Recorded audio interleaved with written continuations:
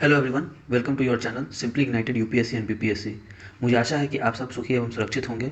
तो बिना time waste किए हुए चलते हैं हमारे अगले लेसन की ओर। तो आज हम शुरू करने जा रहे हैं ग्रेविटेशन चैप्टर। ठीक है, ग्रेविटेशन मतलब गुरुत्वाकर्षण। तो देख लेते हैं हर बॉडी डेफिनेशन क्या। हर बॉडी एक दूसरे को क्या करता है, अट्रैक्ट करता है, अपने तरफ खींचता है। ठीक है, इसमें एक Newton law of gravitation, Newton's law of gravitation. Okay, Newton का लॉ क्या कहता है ग्रेविटेशन का? न्यूटन का लॉ कहता है ग्रेविटेशनल अट्रैक्शन जो होता है दो बॉडी के बीच में, वो क्या होता है, डायरेक्टली प्रोपोर्शनल फोर्स। पहले तो ग्रेविटेशन क्या होता है, एक तरह का फोर्स होता है, ये जानो। ठीक है, तो ग्रेविटेशनल फोर्स जो होता है वो क्या होता है, दो बॉडी के बीच में, मान लो ये मास m a है और ये b है, तो इन दोनों के बीच में जो ग्रेविटेशनल फोर्स होगा F, वो किसके प्रोपोर्शनल होगा, mass of a into mass of b by distance between a and b। ठीक है, का स्क्वायर। समझ में आ गया?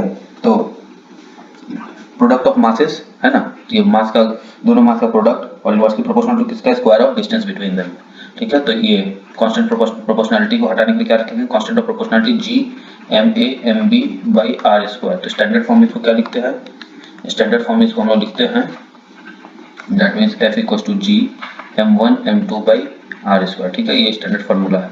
इस फार्मूला को याद रखेंगे, मैक्सिमम क्वेश्चन इसका सॉल्व हो जाएगा। जी का वैल्यू क्या होता है, जी एक यूनिवर्सल कांस्टेंट है। यूनिवर्सल कांस्टेंट मतलब हमेशा कांस्टेंट रहता है। ठीक है, ये एक यूनिवर्सल कांस्टेंट है जिसकी वैल्यू है कितनी, जिसकी वैल्यू है 6.67 इंटू 10 का पावर -11 और यूनिट है न्यूटन, और न्यूटन मीटर स्क्वायर और केजी स्क्वायर। ठीक है, देखो फोर्स का न्यूटन है, आर स्क्वायर उस साइड जाएगा तो मीटर स्क्वायर दे देगा, और m1 m2 का स्क्वायर मतलब मास का स्क्वायर तो केजी का स्क्वायर हो जाएगा डिवाइडेड बाई। ठीक है, तो ये हो गया यूनिवर्सल कांस्टेंट है, यहाँ तक क्लियर है। उसके बाद आते हैं ग्रेविटी क्या होता है। ग्रेविटेशनल फोर्स समझ में आ गया, ग्रेविटी अब समझने की कोशिश करते हैं। ओके, तो ग्रेविटी होता है क्या, ग्रेविटी का मतलब होता है, एक ग्रेविटी एक तरह का एक्सीलरेशन है। ठीक है, gravitational force of earth is called gravity. तो ग्रेविटी क्या होता है, gravitational force of earth. Fine, earth gravitational force को क्या कहते हैं, ग्रेविटी कहते हैं। तो इसका मतलब क्या होता है, gravity force by which earth pulls a body. Okay, कहाँ पुल करेगी, टुवर्ड्स इट्स सेंटर। ये हो गया ग्रेविटेशनल या ग्रेविटी का डेफिनेशन। ठीक है, the acceleration product of body in the acceleration produce in a body due to force of gravity is called acceleration due to gravity. अब क्या होता है, ग्रेविटी मतलब देखो, ग्रेविटेशन फोर्स ऑफ अर्थ ही है, तो ग्रेविटी एक फोर्स है, मतलब ये भी एक फोर्स है। और सेकंड लॉ से क्या आता है, न्यूटन के सेकंड लॉ से force equals to mass into acceleration. तो एक्सीलरेशन ड्यू, और ये एक्सीलरेशन किसी ग्रेविटी के चलते हैं, तो इस वैसे लिख दे एक्सीलरेशन ड्यू टू ग्रेविटी। ठीक है, एजी क्या हो गया, acceleration due to gravity. Okay, क्योंकि ग्रेविटी क्या है, एक्सीलरेशन प्रोड्यूसिंग फोर्स है, इसी ने एक्सीलरेशन को प्रोड्यूस किया है। ओके, तो एजी क्या है, फोर्स बाय मास है ना, और फोर्स क्या है, G M 1 m of earth by R square. ठीक है, डिस्टेंस बिटवीन द टू, और बाय m1 ही कर दो इसको यार। m1 क्या है, मास ऑफ बॉडी, और me क्या है, मास ऑफ अर्थ। ठीक है, जी क्या जगह m1 से m1 कट गया, G M E by R square. ये और देखो, अब आर धरती का बहुत बड़ा है, छोटा मोटा डिस्टेंस ऊपर नीचे होने के लिए क्या हो जाएगा, अब जैसे आर मान लो तुम्हारा था hundred and thousands of kilometre में आता है आर। ठीक है, आर स्क्वायर और भी बड़ा हो जाएगा फॉर्मूला। ठीक है, अब छोटा मोटा आर में चेंज ही हो गया कि तुम 2 किलोमीटर ऊपर चले गए, 2 किलोमीटर नीचे चले गए, तो कोई फर्क नहीं पड़ता, ये ऑलमोस्ट कांस्टेंट ही रह जाता है। तो इसका वैल्यू आता है 9.8 मीटर पर सेकंड स्क्वायर। ठीक है, ये इसका वैल्यू है, याद रहेगा। कैसे आया ये, तीसरा पे चलते हैं आप। Acceleration due to gravity is independent of shape, size and mass of the body. Obviously क्यों, क्योंकि देखो जी का, अच्छा एक चीज मैंने बताना छोड़ गया, एजी को इन generally denoted by small G. ठीक है, तो स्मॉल जी का वैल्यू क्या हो जाएगा, अबाउट 9.8 मीटर पर सेकंड स्क्वायर होता है। ओके, नाउ आगे बढ़ते हैं। ये हो गया एक्सीलरेशन ड्यू टू ग्रेविटी का, जी का फॉर्मूला क्या हो गया, G M E by R square, और ये क्या है, ऑलमोस्ट कांस्टेंट है। ओके, लेकिन इसमें कहीं दिख रहा है, इट कैन बी सीन, इससे कहीं पर क्या जा रहा है, इंडिपेंडेंट है। ये किसके इंडिपेंडेंट है, ये इंडिपेंडेंट है मास ऑफ द बॉडी के। ठीक है, बॉडी के मास की इंडिपेंडेंट है, और इसी कारण बॉडी का मास है चूंकि इंडिपेंडेंट है, मास का जो भी शेप होगा, साइज होगा, उससे कोई फर्क नहीं पड़ेगा, जी को जी वैसे उतना ही का उतना ही रह जाएगा। If a man can jump with the velocity v from the surface of the earth, height attained by the man is v square by 2g, the value of g on moon is less than earth, hence on moon man का जब high है। देखो क्या कहना चाह रहे हैं g, बताओ मुझे। एक हमने 3 लॉ पढ़ा था, 3 मोशन के इक्वेशन पढ़ा था मोशन के बेसिक्स के चैप्टर में। अगर आपने उसे नहीं पढ़ा है तो आई बटन है यहाँ पे, आप उसे जाएं, उसे पढ़ें और उसके बाद इस चैप्टर को देखें, आपको और अच्छे से समझ में आएगा। v square equals to u square plus minus 2 a into S. अब देखते हैं ये प्लस माइनस क्या है, depending upon direction of acceleration. Acceleration क्या है, वेक्टर है, तो हम लोग इसी कारण दोनों कंडीशन लेके चलते, ठीक है। अगर एक बॉडी है जिसको मैंने u वेलोसिटी से ऊपर भेजा तो मैक्सिमम कितना दूर जाएगा, ठीक है, ये मैक्सिमम यहाँ पे आएगा। यहाँ पे कंडीशन क्या हो जाएगा, u 0 हो जाएगा इस पॉइंट पे, ठीक है, s मैक्सिमम हो जाएगा और क्या हो जाएगा, और इस पे ग्रेविटी कैसे एक्ट कर रहा है, g ऐसे एक्ट कर रहा था और मोशन इसके इस डायरेक्शन में था, तो g क्या हो जाएगा, नेगेटिव हो जाएगा, उल्टा डायरेक्शन में, ठीक है। तो लगा देते हैं फॉर्मूला, तो v स्क्वायर, v यहाँ पे क्या हो गया 0 equals to U square minus 2g s, क्योंकि a क्या है, g के बराबर है यहाँ पे, तो s निकालना है, मैक्सिमम हाइट है ना, तो ये क्या हो जाएगा u स्क्वायर बाई 2g, ठीक है। इसी को हम लोग क्या कहते हैं, h max equals to U square by 2g, खत्म, बहुत सिंपल है, ओके। अब आगे चलते हैं अगले पॉइंट की ओर, देखते हैं आगे। देखो अब क्या हो गया, एक चीज जो यहाँ पे हमें समझ में आया, h मैक्स क्या हो जाएगा, मैक्सिमम हाइट क्या हो जाएगा, u स्क्वायर बाई 2g। अब देखो since g on earth is greater than, not much greater than g on moon, why? देखो g का वैल्यू क्या होता है, g equals to g m by r square, mass that means g proportional to m by r square, है ना। देखो moon के लिए क्या है, मून का मास जो है वो लेस है और r भी लेस है, मतलब लेस है, ठीक है। तो ओवरऑल क्या हो जाएगा, इसके कारण ये घटेगा और इसके कारण ये बढ़ेगा, ठीक है। तो ओवरऑल प्रोडक्ट में जी मून का जो है जी अर्थ से कम होता है, ओके। तो अब देखो तो एच मैक्स ऑन अर्थ कितना हो जाएगा, यू स्क्वायर बाई 2g अर्थ, और एच मैक्स ऑन मून क्या हो जाएगा, you square by 2g moon, ठीक है। अब इन दोनों को डिवाइड कर दो, H max on earth by H max on moon क्या हो जाएगा, यू स्क्वायर सी स्क्वायर गया, अच्छा एक स्टेप लिख देते हैं, 2ge U square by 2gm, U square C square गया, 2 से 2 गया, gm बाई ge, ठीक है। नाउ gm बाई ge क्या होगा, gm बाई ge, देखो हमें क्या पता है कि g on moon is less than g on earth, इसका मतलब क्या होगा, gm by ge is less than 1, तो दिस इज लेस देन 1, तो h max on earth by h max on moon is less than 1, इसका मतलब h max on earth is less than h max on moon, यही concept है, ठीक है, कम होता है। तो मून पे क्या होगा, आदमी ज्यादा ऊंचा कूद सकता है, ज्यादा दूर तक कूद सकता है, ठीक है। तो आगे देखते हैं, इसके बाद देखा जाए वेरिएशन ऑफ जी का वैल्यू में वेरिएशन कहते हैं, वेरिएशन ऑफ जी, बस सारा फॉर्मूला बेस्ड है, जी का फॉर्मूला याद रखेंगे, G M by R square, ठीक है।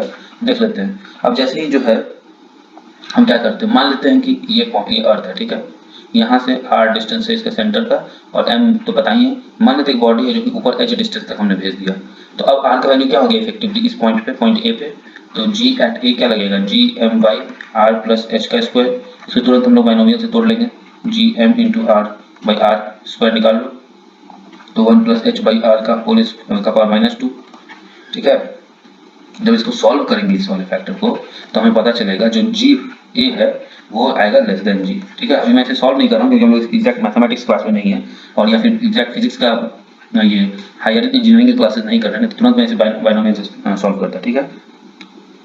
सिमिलरली क्या होगा, जी एट ए प्लेस, मान लो यहाँ पे इस ये बी है पॉइंट, ठीक है, तो जी एट बी क्या आएगा, G M by R minus H माने इसको, ये डिस्टेंस एच माइनस है ना, इस डिस्टेंस को मान लो के, ठीक है, तो एच माइनस आर माइनस के का स्क्वायर, तो ये क्या लिखा, G M by R square into 1 minus के बाई आर का स्क्वायर, अगेन बाइनोमियल से जब इसे तोड़ोगे तो जी बी आएगा लेस देन जी, ओके। तो मतलब क्या हो गया, therefore G decreases as H increase, मतलब हाइट एज 1 गोज अबव और बिलो अर्थ सरफेस, ठीक है। और ये ना थोड़ा सा अप्रिशिएबल होना चाहिए, ठीक रहता है, बहुत छोटा है, मान लो 6400 किलोमीटर का आपका रेडियस है करीब करीब, और उसमें आप 2 मीटर ऊपर चले गए तो कोई फर्क नहीं पड़ता है, ओके। लेकिन अगर हाँ 6400 किलोमीटर अगर आप 600 किलोमीटर ऊपर चले गए तो फर्क पड़ता है, ठीक है। 600 किलोमीटर ऊपर जो है सैटेलाइट्स हम लोग प्लेस करना शुरू कर देते हैं, ठीक है। तो इसके बाद हम लोग देखते हैं अगला टॉपिक जो कि है जी इज मैक्सिमम एट पोल्स, ये डायग्राम ऐसे याद रखना होगा, इक्वेटर पोल्स, ठीक है। यहाँ पे क्या होगा, इक्वेटर पे जी मिनिमम होगा, यहाँ पे जी मैक्सिमम होगा। ऑब्वियसली इसका मतलब यहाँ से इंक्रीज कर रहा है, ऐसे डिक्रीज कर रहा है, फिर यहाँ पे जी मैक्स होगा, राइट। ऐसा क्यों होता है, अगेन फॉर्मूला हमें पता है स्मॉल जी का, G equal to G M by R square. देखो पोल्स का हमें पता है कि earth is not exactly sphere, it is earthly shape called geoid shape, ठीक है। तो ये डिस्टेंस क्या हो गया, ये r1 है मान लेते हैं और ये r2 है, ठीक है। तो r2 is less than r1 है, हमें ये पता है, ठीक है। तो यहाँ पे क्या हो जाएगा, g at poles will be, इसी कारण g at poles will be greater than g at equator, ये याद रखने वाली बात है, ओके। अगेन g जो है क्या होता है, डिक्रीज करता है किसके साथ, रोटेशन ऑफ अर्थ के कारण, ओके, क्योंकि एक स्यूडो एक्सेलरेशन मिल जाता है, ठीक है। तो उसी के चलते ये डिक्रीज करता है। g डिक्रीज करेगा अगर अर्थ का एंगुलर स्पीड इंक्रीज करेगा, ठीक है। तो g is directly is inversely proportional to angular speed of earth, ठीक है। तो g डिक्रीज करेगा अगर अर्थ का एंगुलर स्पीड इंक्रीज करेगा और vice versa. If angular speed of Earth becomes 17 times the body at equator become ये weightless, ये फैक्ट है या फिर ये कैलकुलेटेड रिजल्ट है। अगर W और W नहीं ओमेगा अर्थ जो है 17 टाइम्स हो जाए प्रेजेंट वैल्यू के, तो इक्वेटर पे क्या होगा, बॉडीज क्या हो जाएगी, वेटलेस हो जाएगी, ओके। अच्छा अब मुझे बताइए कि अर्थ का ओमेगा कितना होता है, ओमेगा अर्थ क्या है, ठीक है। व्हाट इज, देखो बहुत सिंपल कैलकुलेशन है, ये एंगुलर वेलोसिटी तो कितना एंगल 24 आवर्स में कितना एंगल ट्रैवल किया, 360 डिग्री ट्रैवल करता है अर्थ, तो पर आवर कितना करेगा, 360 बाई 24, 6 4 24 60 15, ठीक है। तो डिस्टेंस पर यूनिट टाइम मींस ये एंगुलर डिस्टेंस पर यूनिट टाइम हो गया, तो इसका ओमेगा ऑफ अर्थ हो जाएगा 15 डिग्री प्रति घंटा, फिर okay. Now weight of body पे चलते हैं, वेट बहुत इंपॉर्टेंट फैक्टर है weight, right. Weight of body, weight of body, mass तो पता है m होता है, तो वेट w होता है m इंटू जी, ओके यही है। अब देखो अब होता क्या है, वेट जो है हमेशा न पर्सपेक्टिव पे आता है, देखो mg हमेशा ऐसे एक्ट करेगा, ठीक है। अब ये सिस्टम, अगर ये सिस्टम ऐसे और ऐसे ट्रैवल करता है, mg को कोई फर्क नहीं पड़ेगा कि इस, अच्छा एक मिनट मैं एक्सिस डिफाइन कर देता हूँ, x y z, ओके। तो अगर x के डायरेक्शन में मूव करता है ये सिस्टम, तो mg पे कोई फर्क पड़ेगा, कोई फर्क नहीं पड़ेगा, ये सिर्फ x डायरेक्शन में और mg तो y माइनस y डायरेक्शन में, तो ये कोई फर्क नहीं पड़ेगा। तो अगर एक लिफ्ट में अगर एक system is moving perpendicular to the direction of weight, then weight remains unaffected, ठीक है। क्योंकि वेट क्या है, वेट एक तरह का फोर्स है, ठीक है। देखो मास इनटू एक्सेलरेशन थे, वेट फोर्स है, तो फोर्स अफेक्ट होता है, मास अफेक्ट नहीं होगा, ठीक है। अगर एक ये है, ठीक है, mg ऐसे है और इस पे इस तरह से या इस तरह से मोशन हो रहा है इसका, मान लो एक्सेलरेशन a से मोशन हो रहा है, तो इस बॉडी पे टोटल फोर्स कितना लग रहा है, mg नीचे की तरफ लग रहा है और इस एक्सेलरेशन के चलते ऊपर वाले केस में ma लग रहा है। ये मान लो केस 1 है, तो केस 1 को भी यहाँ पे हम लोग सॉल्व कर रहे हैं, ma लग रहा है, ठीक है। तो अब क्या हो जाएगा, टोटल वेट, टोटल फोर्स क्या हो जाएगा, F नेट फोर्स हमें पता है m a माइनस जी ऊपर की ओर, ठीक है। सिमिलरली a प्लस जी हो जाएगा नीचे की ओर के लिए। तो अपरेंट वेट चेंजेस, अब इसका ये क्या रिजल्ट आया इससे कि apparent when lift moves up with acceleration equals to a implies apparent weight decreases by a g, ठीक है, a इंटू जी, अच्छा ए जी बोले m इंटू ए, ठीक है। Body is more than is true weight, apparent weight of body is more than its true weight, ma mg, okay okay okay okay okay. एक चीज जो मैं समझ गड़बड़ हो गया था सा, हाँ। अगर 1 के केस में क्या होगा कि चूंकि ये फोर्स ऊपर जा रहा है, तो एक एक्स्ट्रा फोर्स ट्यूडो फोर्स जिसको हम लोग कहते हैं, वो ma नीचे की ओर लगने लगेगा। क्यों नीचे की ओर लगेगा, ताकि काउंटर रिएक्शन कर सके, ये एक्स्ट्रा नॉर्मल जो है ना यहाँ पे n को ये काउंटर करने के लिए एक एक्स्ट्रा ma लगेगा नीचे, ठीक है, इनर्शियल फोर्स, इनर्शिया के कारण, ठीक है। तो a प्लस जी, तो अपरेंट वेट इंक्रीजेस, ठीक है, apparent wait is more then. उसी तरह जब लिफ्ट डाउन हो जाएगा एक्सेलरेशन इक्वल्स टू b से, तो अपरेंट वेट किससे डिक्रीज करेगा, बाय mb। यहाँ तक क्लियर है, okay. If a cord of lift is broken, free fall में क्या होगा, फ्री फॉल में क्या होगा, देखो बहुत सिंपल है कंडीशन, ये ऐसे है, mg इस पे ऐसे लग रहा है और ये नीचे कितना g से जा रहा है, तो इसके अपोजिट में एक फोर्स ऊपर mg लग जाएगा, तो इस बॉडी पे नेट फोर्स क्या लगा, mg ऊपर भी और mg नीचे भी, मतलब f नेट क्या हो जाएगा, mg माइनस mg 0, तो ये वेटलेसनेस का कंडीशन लगेगा, ठीक है, weightlessness, okay. Now let's move further ahead. Going down with acceleration of lift is more than acceleration due to gravity. Body in the lift goes in contact with the ceiling of the lift. Obvious सी बात है, देखो अगर ऐसे body है ठीक है और यहाँ पे हम ये ए से जा रहा है ओके नीचे की तरफ और एम जी ऐसे है तो क्या होगा इस पे टोटल फोर्स क्या लगेगा एम जी नीचे की तरफ और एम ए ऊपर की तरफ ओके नाउ इफ गिवन या गिवन ही ले लेते हैं given A is very very greater than G then क्या होगा M A is very very greater than M G इसका मतलब क्या होगा मतलब ये फोर्स तो एफ नेट आ जाएगा ना एक एम इंटू ए माइनस जी और जैसे ही ये फोर्स आ गया नेट तो एक्सेलरेशन इन वाई डायरेक्शन क्या मिल जाएगा हमको ए माइनस जी और एक्सेलरेशन अगर रहेगा तो मूवमेंट भी होगा इसका S equals to U T plus half A T square या इसको भी हटा दो V square equals to U square plus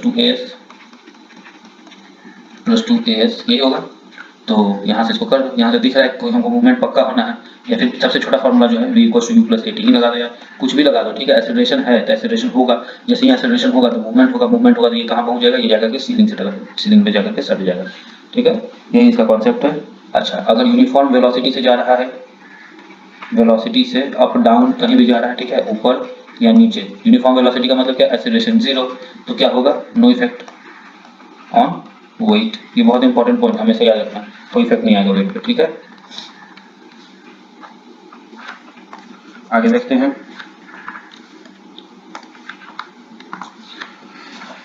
Kepler's law देख लें जल्दी जल्दी कुछ है नहीं केप्लर्स लॉ बहुत आसान है केप्लर्स लॉ चलो दूसरा कलर पेन से लिखते हैं कब जा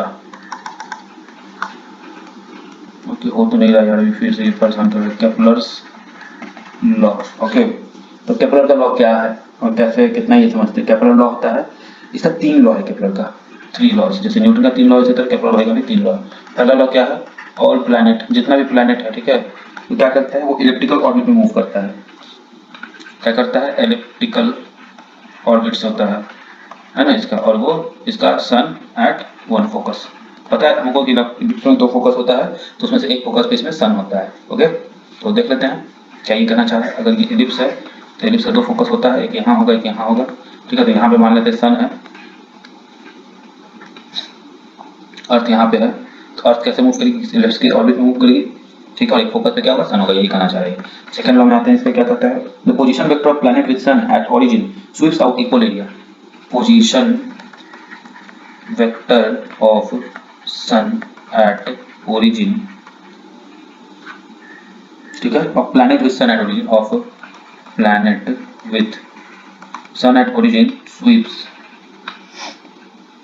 ठीक है sweeps out equal area in equal time sweeps out equal area in equal time इसका क्या मतलब है that is the areal velocity of planet around the sun always remains constant the areal velocity of planet around the sun always remains constant समझेंगे हम लोग क्या है ये तुरंत समझेंगे ठीक है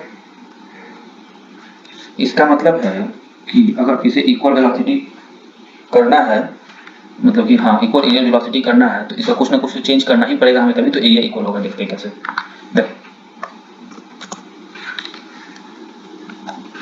देखो ये इलिप्स है ठीक है यहाँ पे है सन अर्थ यहाँ पे है मान लेते कुछ समय बाद अर्थ यहाँ पे है तो एक पोजीशन वेक्टर ये हुआ एक पोजीशन वेक्टर ये हुआ हमने वेक्टर्स में डिस्कस किया है इसको पोजीशन वेक्टर वहां आप जाके चेक कर ले आई बटन में है कि कितना होगा ओके अब देखते हैं तो ये हो गया इसका एरिया जो इसने कवर किया ओके ए से बी जाने में है ना मान लो यहाँ पे था कि जिस समय पोजीशन वेक्टर ये है सी तो सी से उतना ही समय मान लो इसमें टाइम टी लगा है तो उतना ही समय में ये यहाँ भी होगा ये भी सेम होगा एरिया ठीक है एरिया कवर्ड ये जितना एरिया होगा मान लो ये एरिया है तो क्या कहते हैं हम लोग इसको AR1 तो AR2 तो AR1 जो है वो AR2 के बराबर होगा अब समझने वाली बात क्या है देखो यहाँ से यहाँ पहुँचने में इसको छोटा डिस्टेंस ट्रैवल करना पड़ा और यहाँ से यहाँ पहुँचने में इसको बड़ा डिस्टेंस ट्रैवल करना पड़ा लेकिन टाइम तो सेम लग रहा है तो ऐसा कब होता है ऐसा उसी केस में होगा जब ये वेलोसिटी जो यहाँ पे होगी ठीक है यहाँ पे जो स्पीड होगी प्लैनेट की इसको हम लोग मान लेते हैं S1 और यहाँ पे मान लेते हैं S2 तो S1 will be less than S2 है ना इसीलिए ना सेम टाइम में ये ज्यादा डिस्टेंस कवर किया ठीक है the speed of the planet changes इसीलिए सेकंड लॉ के कारण क्या होता है change is observed in planetary speed. Okay, अब देखो दो तीन इसमें ये होते हैं, टर्मिनोलॉजी होते हैं, पेरिजी और अपोजी। ठीक है, पेरिजी वो पॉइंट है जो सबसे पास होता है, this point is called what, पेरिजी। और अपोजी क्या होता है, जो सबसे दूर होता है, this point is called apogee. Okay, अब पेरीहेलियन और एपीहेलियन होगा, पेरीहेलियन जो सूर्य के पास होगा, एपीहेलियन जो सूर्य से दूर होगा। अब एक तीसरा लॉ ये दिया है जिसका क्वेश्चन बहुत बार बनता है, ये हम डायरेक्टली मैथमेटिकल में लिख लेंगे, T cube is directly proportional to, sorry T square is directly proportional to R cube. अभी टी क्या है, आर क्या है, टी है time period of revolution and R is the mean distance of planet from sun. T क्या है, time period of revolution of planet. Okay, और R क्या है, मीन डिस्टेंस। क्यों मीन डिस्टेंस, क्योंकि इलिप्स में घूमता है। ठीक है, तो इसका डिस्टेंस फ्रॉम सन चेंज होता है, ऑफ प्लैनेट फ्रॉम सन। हो गया क्लियर, क्रिस्टल क्लियर एकदम। इसके बाद आता है अगला, क्लियरली इसके कारण क्या होगा, इसके चलते क्या होगा, जितना बड़ा आर उतना बड़ा टाइम पीरियड। ठीक है, तो जितना दूर प्लैनेट होगा उतना ज्यादा उसको टाइम लगेगा ये करने के लिए, रेवोल्यूशन करने के लिए। ठीक है, और प्लूटो का इसी कारण क्या होता है, करीब करीब 250 साल के बराबर होता है प्लूटो का ये। ठीक है, सैटेलाइट, सैटेलाइट दो तरह का होता है। Satellite is a body that revolves around a planet, दो तरह का होता है, natural satellite, example moon, artificial satellite, example international space station, INSAT, Cartosat etcetera. ठीक है, अब देख लेते हैं इसमें, फिर कुछ होता है इसमें ऑर्बिट ऑफ ए सैटेलाइट। तो हमें पता सैटेलाइट का जो ऑर्बिट होता है, ऑर्बिट ऑफ ए सैटेलाइट जो होता है वो क्या होता है, इंडिपेंडेंट होता है। किस चीज के इंडिपेंडेंट होता है, मास ऑफ सैटेलाइट के। सैटेलाइट, ठीक है, hence satellite of different mass revolving in orbit of same radius and same orbital speed. ठीक है, orbit is orbital speed of satellite depends upon radius of orbit. Obviously orbital speed of satellite will depend upon radius of orbit. Okay, this height of satellite from the surface of the earth। समझे, ये अर्थ है और यहाँ पे satellite है, तो radius क्या हो जाएगा, ये हो जाएगा r। Okay, lesser will be the orbital speed। ठीक है, orbit of a satellite revolving near earth surface is orbital speed। Satellite near earth surface कितना है, ये करीब करीब सरफेस 7.8 7.9 किलोमीटर पर सेकेंड होता है। ठीक है, और जो कि हो गया period of revolution of satellite. देख लेंगे हम लोग, क्या देखेंगे, period of revolution of satellite. Okay, let's see, period of revolution of satellite क्या हो जाएगा, time period P, circumference of orbit by orbital speed. नहीं हो जाएगा, अरे कुछ नहीं, बहुत simple formula, H equals to speed equals to distance by time ही चल रहा है। ठीक है, तो टाइम हमें निकालना है तो डिस्टेंस बाई स्पीड हो जाएगा। अब ये देखो सर्कमफेरेंस क्या होगा, सैटेलाइट यहाँ से घूमेगा, ऐसे करके घूम के वापस यहीं पहुंचेगा, तो ये सर्कमफेरेंस हो गया 2πr। ठीक है, क्योंकि रेडियस r है। ऑर्बिटल स्पीड कितना है, जो भी आएगा ऑर्बिटल स्पीड है ना, ऑर्बिटल स्पीड जो भी आएगा उसको लिख देंगे यहाँ पर फट से, और इससे क्या निकल जाएगा, टाइम पीरियड निकल जाएगा, TP. Okay, period of revolution of satellite depends upon height of satellite from the surface. Obviously depend करेगा, देखो r पे डिपेंड कर रहा है ना, greater the height more will be the period. दिख रहा है टीपी क्या है, TP is proportional to 2πr by proportional के इक्वल ही तो है बाई ऑर्बिटल स्पीड। तो r जितना बड़ा होगा उतना टीपी बड़ा होगा। Period of revolution of satellite is independent of its mass. Obviously हम लोग पहले भी देख चुके हैं पीरियड ऑफ रेवोल्यूशन जो इंडिपेंडेंट होता है। The period of revolution of satellite near earth surface is 1 hour 24 minutes। ठीक है, यहाँ पे इसका टाइम पीरियड क्या आ जाएगा, 1 hour 24 मिनट, मतलब 1.5 घंटा से भी कम टाइम में पूरा जो है ये अर्थ को घूम जाता है। जियो स्टेशनरी सैटेलाइट देख लें क्या होता है, जियो नाम से ही पता चला, जियो और स्टेशनरी। ठीक है, सैटेलाइट ये क्या होगा, ये अर्थ के साथ स्टेशनरी रहेगा। If a satellite revolves in equatorial plane in direction of earth rotation from west to east, the period of revolution equals to the period of revolution of earth. इसका जो है टाइम पीरियड क्या हो जाएगा, 24 hours हो जाएगा। ठीक है, और ये कैसे कहाँ रोटेट करते देखते हैं हम लोग आगे।